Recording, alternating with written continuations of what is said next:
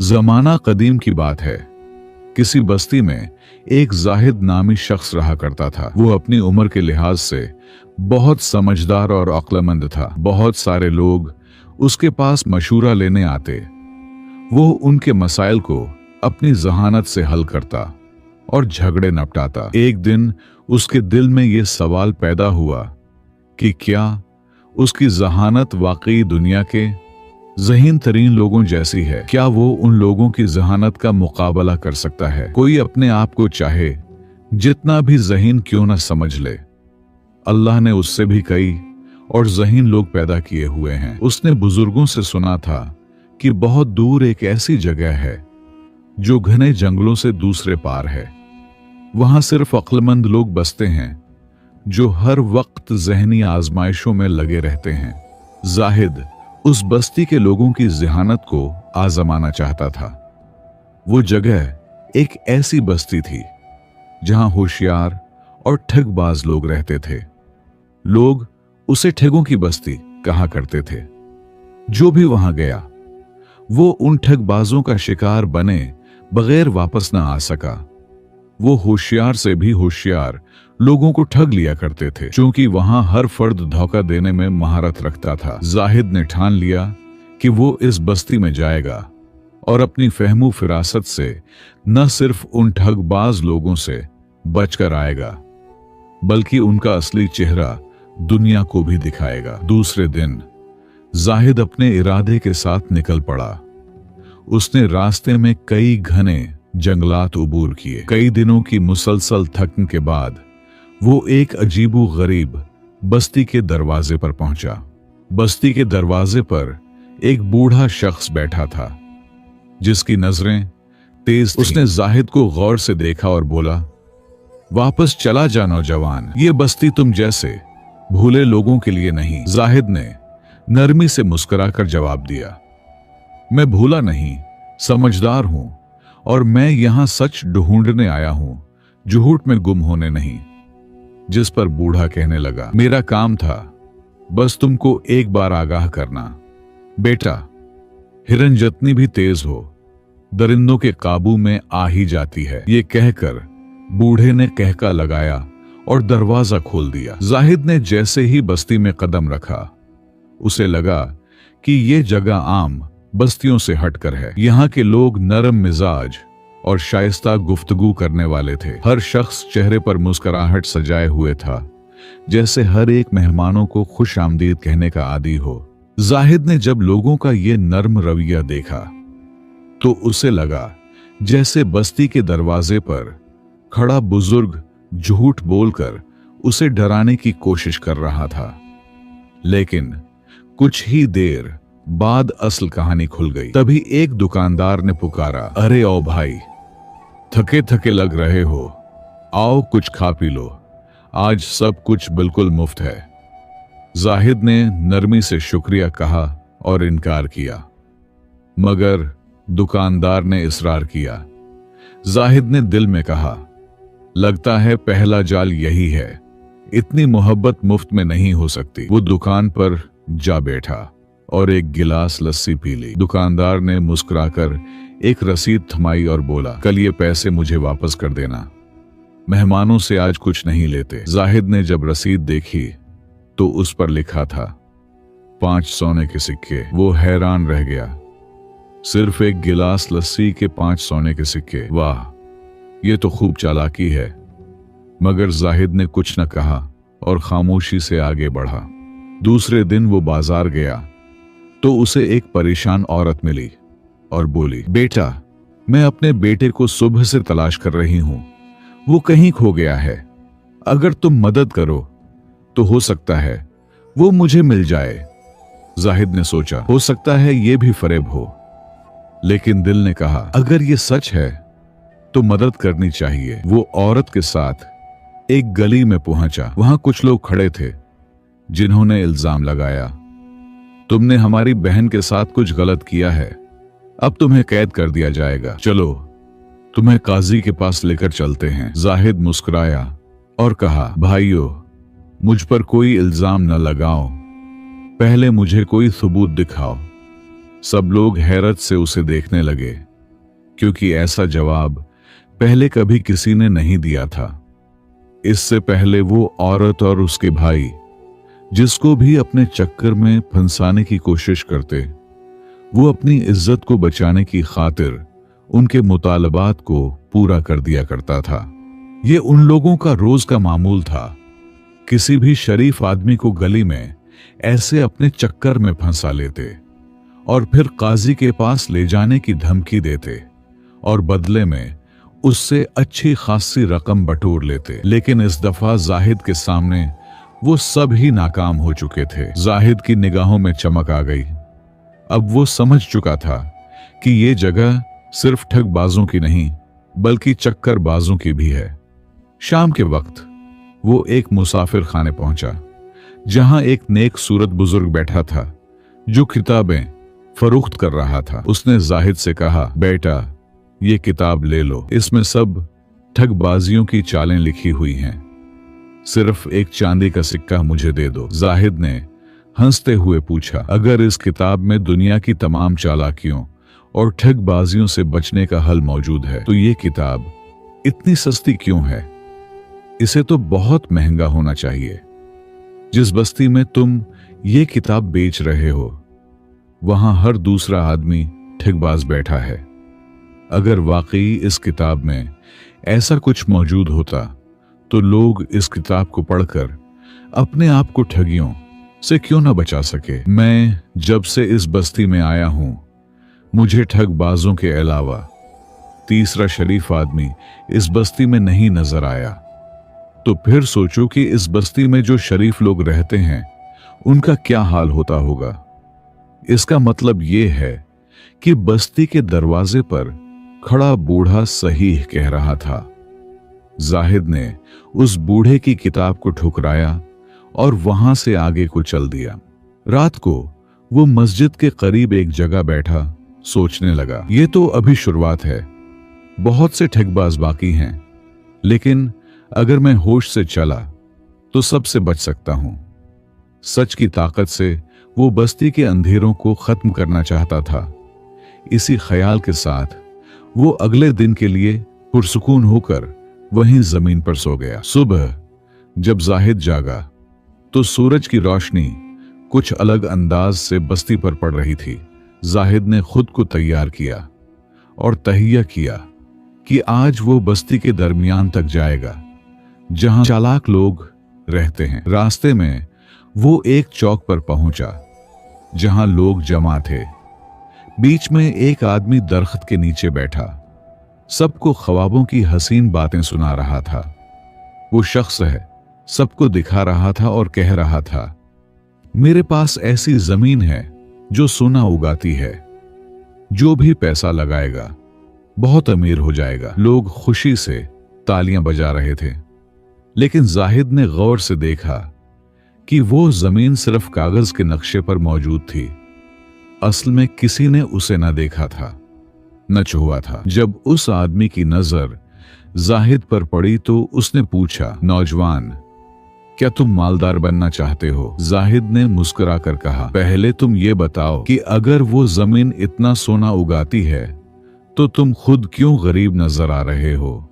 मजमा एकदम खामोश हो गया। सब उसी शख्स की तरफ देखने लगे।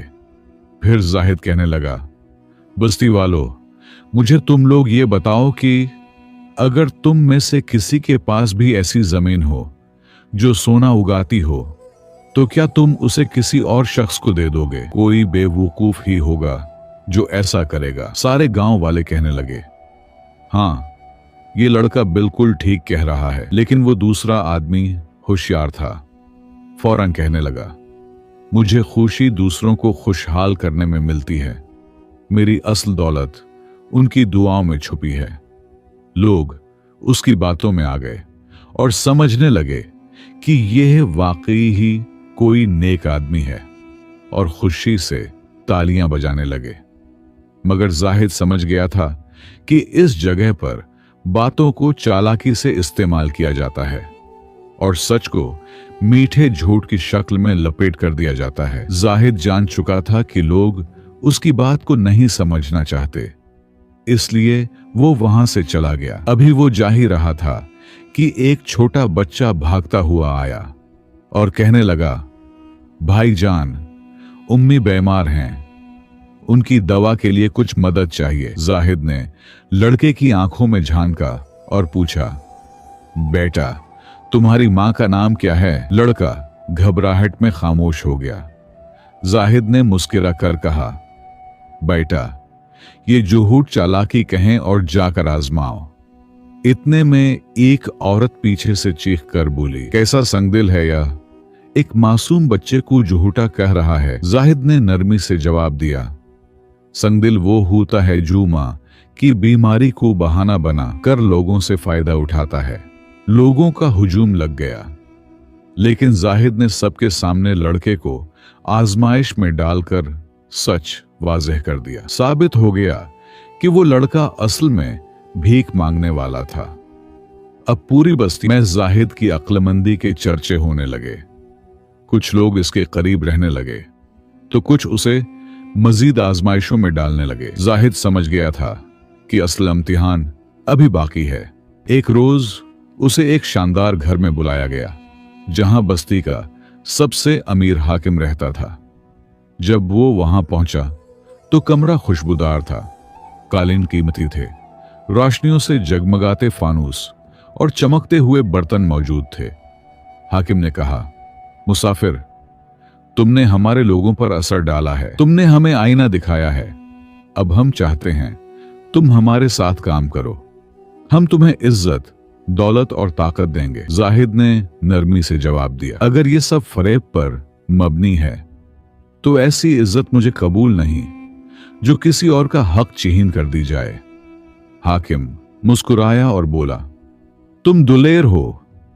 बस्ती का कानून है कि जो भी सरदार की पेशकश को ठुकरा दे उसे 3 आजमाइशों का सामना करना पड़ता है। अगर तुम उनमें नाकाम हुए तो तुम्हें कैद कर दिया जाएगा। जाहिद ने हिम्मत से कहा, मैं तैयार हूं। अगले दिन उसका पहला इम्तिहान था जिसमें अंधेरे में सच है का पता लगाना था। उसे एक ऐसे कमरे में ले जाया गया जहां 3 लोग बैठे थे और हर एक दावा कर रहा था कि वही सच बोल रहा है, जबकि बाकी सब झूठे हैं। जाहिद ने उनकी आवाजों, सांसों की तेजी और उनके जवाबात से समझ लिया कि सच्चा कौन है। उसने सही आदमी को पहचान लिया और पहला इम्तिहान कामयाबी से पार कर गया। अब बारी थी दूसरे इम्तिहान की। लालच का इम्तिहान शुरू हुआ। जाहिद के सामने सोने चांदी के खजाने रखे गए और उसे कहा गया कि वो इनमें से सिर्फ एक चीज उठा सकता है। अगर उसकी नीयत साफ हुई तो सब ठीक होगा, वरना वो सब कुछ गंवा देगा। जाहिद ने खजाने को हाथ तक न लगाया और एक पुराना कागजी नक्शा उठाया जिस पर बस्ती के असल उसूल लिखे थे। यही फैसला दुरुस्त निकला। अब तीसरा इम्तिहान सामने था जो सबसे मुश्किल था। उसे कहा गया कि एक झूठ ऐसी चालाकी से बोले कि सब लोग उस पर यकीन करने लगे। अगर मैं कामयाब हूं तो मेरी जीत होगी। जाहिद लोगों के बीच आकर बोला, मैंने तुम्हें झूठ बोलकर सबक दिया, तुम्हें असलियत से हटाया और धोखा दिया। सब चौंक गए, लेकिन वो रुका नहीं। अगर तुम इस बात को मान लो तो ये बात साबित हो जाएगी कि तुम सच और झूठ में फर्क करना नहीं जानते। जब कोई सच बोले तो तुम उसे झूठा कह देते हो और जब कोई झूठ को हमेशा कह देते हो, खूबसूरती से पेश करे तो तुम उसकी तारीफ करते हो। तमाम लोग खामोश हो गए। कुछ को गुस्सा आया, कुछ को शर्मिंदगी हुई और कुछ ने जाहिद की बात पर तालियां बजाएं। हाकिम ने कहा, तुमने हमारी हकीकत दिखा दी और तीनों इम्तिहानों में सरखरू हुए। लेकिन उसी रात हाकिम ने खुफिया मीटिंग की और कहा, यह नौजवान हमारे लिए एक बड़ा खतरा बनता जा रहा है। अगर ये वापस चला गया तो बस्ती के सारे राज दुनिया को पता चल जाएंगे। हमें इसे रोकना पड़ेगा। अंधेरे में साजिशें पनपने लगें और जाहिद के लिए खतरा अब पहले से ज्यादा था। ये सिर्फ एक खेल नहीं रहा, अब मुआमला बस्ती को बचाने और सच को जियत दिलाने का था। जाहिद सारी रात जागता रहा, क्योंकि उसे अंदाजा हो चुका था कि अब बात सिर्फ होशियारी की नहीं, बल्कि उसकी जान खतरे में है। जहां वो सच का पैगाम लेकर आया था, अब वही जगह उसे हमेशा के लिए खामोश करना चाहती थी। लेकिन वो किसी से डरने वाला न था। उसने पक्का इरादा कर लिया कि अगर उसे सच के लिए लड़ना पड़ा तो वो अपनी आखिरी सांस तक लड़ेगा। सुबह जब हुई तो बस्ती का मंजर कुछ और ही था। सारे रास्ते वीरान थे, खिड़कियां बंद थीं, लोग डरे सहमे घरों में छुपे थे। बस एक ऐलान गूंज रहा था जो हाकिम ने करवाया था। आज मैदान में फैसला होगा। जो जाहिद के साथ है वो आ जाए, वरना खामोशी इख्तियार करे ताकि महफूज रहे। जाहिद अकेला मैदान में पहुंचा और वहां जो कुछ देखा उसने उसे हैरान कर दिया। जब वो मैदान में पहुंचा तो वो सब लोग मौजूद थे जिन्होंने पहले उसे धोखा दिया था। हाकिम अपनी ऊंची निशस्त पर बैठा था और उसके आसपास हथियारों वाले लोग खड़े थे। उसने जाहिद से कहा, तुमने हमारी बस्ती का निजाम हिला दिया है, हमें चैलेंज किया है, लिहाजा तुम्हें सजा दी जाएगी। मगर एक रास्ता और है। अगर तुम सबके सामने तस्लीम कर लो कि ये जगह तुम्हारे लिए नहीं और अपनी बातों से पीछे हट जाओ, तो हम तुम्हें माफ कर देंगे और इज्जत से जाने देंगे। जाहिद ने एक गहरा सांस लिया, चारों तरफ देखा, फिर बुलंद आवाज में बोला, मैं झूठ नहीं बोल सकता, चाहे इसकी कीमत मेरी जान ही क्यों ना हो। तुम्हारा निजाम मक्कारी से भरा हुआ है। तुम लोगों को उलझा कर कैद करते हो, झूठ को सच बनाकर पेश करते हो और सच बोलने वालों को मुजरिम बना देते हो। ये सुनते ही एक पल के लिए सारा मैदान खामोश हो गया। हाकिम ने हाथ का इशारा दिया और मुहाफिज उसकी तरफ लपके, लेकिन इसी लम्हे मजमा से एक शख्स चिल्लाया, अब बहुत हो चुका। ये वही फकीर था जो पहले जाहिद को धोखा देना चाहता था। उसने कहा, ये नौजवान सच बोल रहा है। हम सब इतने झूठ बोल चुके हैं कि अब हम खुद अपने झूठ के जाल में फंस चुके हैं। उसके बाद दो और लोग आगे आए, फिर एक और यूं मैदान का मंजर बदलने लगा। जो लोग सालों से हाकिम से डरते थे, अब वो सच्चाई के साथ खड़े होने लगे। हाकिम के गुलाम पीछे हटने लगे और मजमा जाहिद के गिर्द जमा होता गया। लोगों के चेहरों पर बगावत की रोशनी दिखाई दे रही थी। जाहिद ने यह मौके जाया ना होने दिया।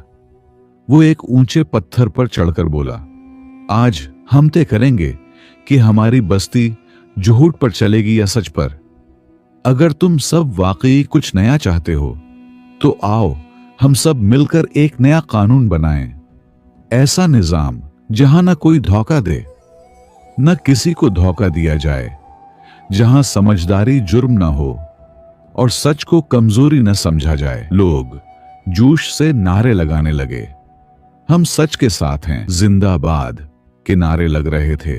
हाकिम मुर्दाबाद की आवाजें गूंज रही थीं। हाकिम डर कर अपने महल में छुप गया, लेकिन लोगों ने महल का मुहासरा कर लिया। जल्द ही हाकिम ने हार मान ली और बस्ती का इख्तियार लोगों को सौंप दिया। कुछ लोग चाहते थे कि हाकिम को सख्त सजा दी जाए, मगर जाहिद ने नरमी का रास्ता इख्तियार किया और कहा, सजा तभी फायदा देती है, सीखा जाए। अगर हम भी वही करें जो हाकिम ने किया, तो फिर हम में और उसमें क्या फर्क रह जाएगा। जब जाहिद इस बस्ती से रवाना हो रहा था और जब हर तरफ अंधेरा छाया हुआ था, तो रुखसत होते वक्त एक नन्हा बच्चा दौड़ता हुआ आया और कहने लगा, ऐ नेक इंसान, क्या आप वापस आएंगे?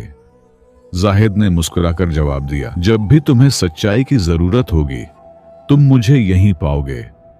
और वह पहाड़ों की तरफ रवाना हो गया, जहां सूरज की पहली किरण उसके चेहरे पर पड़ी, जैसे कुदरत ने उसकी फतह पर अपनी मुहर लगा दी हो। यूं एक अक्लमंद नौजवान न सिर्फ एक ठगों की बस्ती को बदल कर रख गया, बल्कि दुनिया को यह सबक दे गया कि सच्चाई कमजोर हो सकती है, लेकिन जब वह जम जाए